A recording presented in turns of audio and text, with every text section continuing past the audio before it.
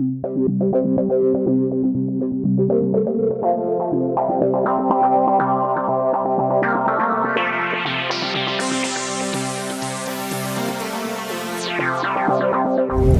games are often criticized for being too violent and for keeping children and teenagers glued to their television screens.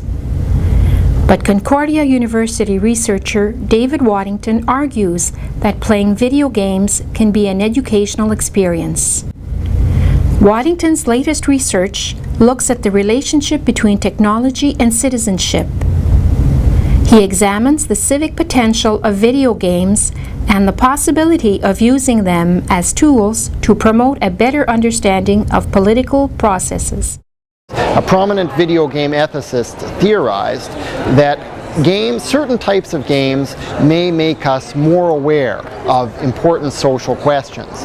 And he was particularly interested in one video game, DEFCON, which is a nuclear war simulation. Basically, what the player is presented with in DEFCON is a world map in which he or she has to play out a nuclear war. And the object of the game is to mitigate your losses, right? To have as few mega deaths on your side as possible. Now, DEFCON is actually quite a unique simulation in that it's quite unpleasant to play. It's got a menacing soundtrack, it's got unpleasant sound effects of people crying, people coughing.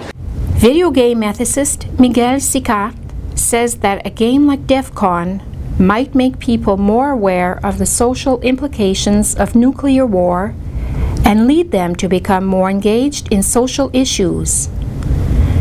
In an experiment he calls the DEFCON project, Waddington set out to test the theory.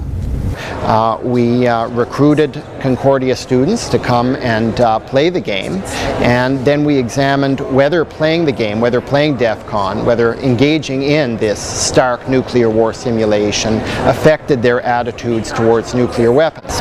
And what we found is that playing DEFCON really did affect the participants significantly. I mean, participants' levels of dread about nuclear weapons increased after playing the game, and participants really revealed some interesting reflections about the possible dangers of nuclear war in the interviews that we conducted.